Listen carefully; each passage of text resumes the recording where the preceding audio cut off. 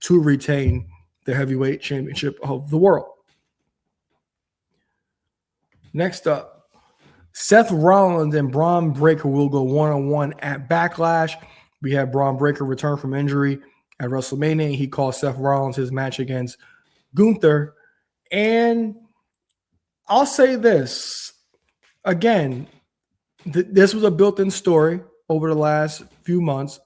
Both guys ended up getting injured in the process. I personally thought that they would have went one-on-one in an unsanctioned match. We did get an unsanctioned match, but it was not between these two men. Seth versus Gunther was a complete banger, and I thought the inclusion of Bron Breakker was inevitable, and it actually did happen. It also added to the match because it helped. It somewhat protected Rollins from that match from Gunther because that match was awesome. And I will say this about Bron Breakker: with the up and coming Obafemi and the rise of Trick Williams, Bron Breakker, you can kind of say, in my opinion, might have been forgotten as one of the next pillars in WWE, because coming into the Royal Rumble season, we were talking about Bron Breakker being the guy.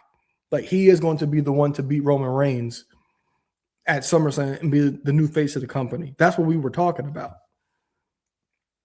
But right now, when I don't think anybody's singing that song anymore because of the rise of Obafemi and the surprising rise of Trick Williams. We talking about the next guys. Bron Breakker, when the minute NXT 2.0 started, we were like, that's the guy. And I still think Bron Breakker is going to be a player. I do think him versus Obafemi will end up being a WrestleMania main event in the future, a SummerSlam main event in the future. The match we will see for years to come. That might be his steamboat. But Bron Breakker has to build himself back up to that because Obafemi's been awesome. And I said Trick Williams, I think he's going to be the next transcendent star in the business. So this feud it has legs to it, but with such a quick turnaround into the pay-per-view, we haven't really gotten much. I've seen Seth Rollins get speared. I can't count how many times since WrestleMania. It's good to see that we have Rollins trying to recruit the Street Profits, but I love the Street Profits don't trust him because the reason we have the vision is because of Seth Rollins. And the Profits can't trust him, and Rollins has to earn their trust, and the vision is still out there lurking. But I do think this match will be awesome. I do think this is going to be a great treat for free TV. But I got to tell you, WWE's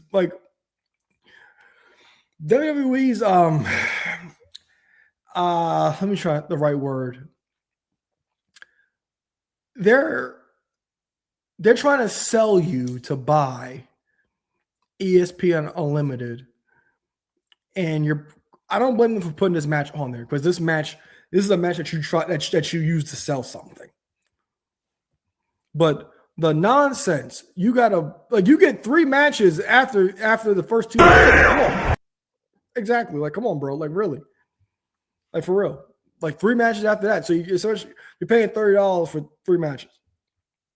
$30, really. And you only want to probably see 1.